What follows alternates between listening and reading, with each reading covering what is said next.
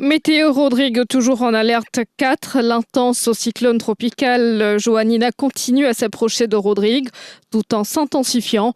À 4 heures, Joanina a été centré à une distance d'environ 100 km presque au nord de Rodrigue. Il se déplace vers le sud-est environ 10 km par heure. Il est prévu qu'il passera à son point le plus près, à environ 70 km au nord-est de Rodrigue au cours de la matinée. Les rafales près du centre du cyclone sont de l'ordre de 250 km par heure. Les explications du prévisionniste Soudir Bigou.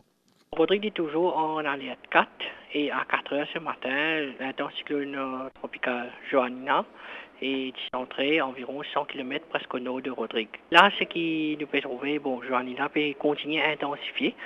Et vu qu'il n'est pas encore passé ce point le plus près, le matin même, vers les 10 heures comme ça, il peut générer pas mal là où prenait une marée des tempêtes et tout. Donc, il y a une augmentation à environ 1 mètre au-dessus des marées normales. Et ça capable de causer une inondation dans la région côtière, surtout en basse altitude et que pour plus affecter ces parties est et sud.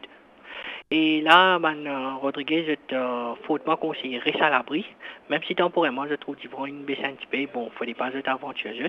À titre d'exemple, jusqu'à 4 heures ce matin, rafale plus forte qui nous a enregistré 178 km par heure dans la région de Plaine Corail. Par ailleurs, 405 personnes se trouvent actuellement dans les centres de refuge. Elles ont été contraintes de quitter leur domicile avec le passage du cyclone Joanina. 95% des abonnés du CEB sont privés d'électricité. Une femme enceinte a aussi été secourue hier.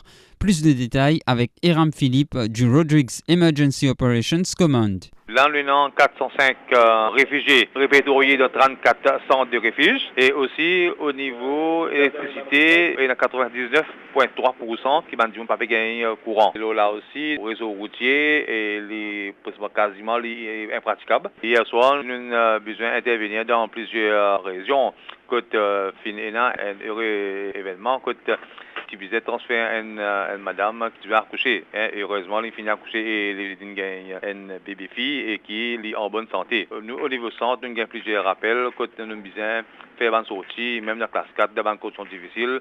Mais malheureusement, pas dans tout le cas qui nous réussit, faire le nécessaire parce qu'il soit l'état de la route permet de nous faire ou bien, du monde là, il reste dans un endroit qui est un peu difficile pour gagner accès.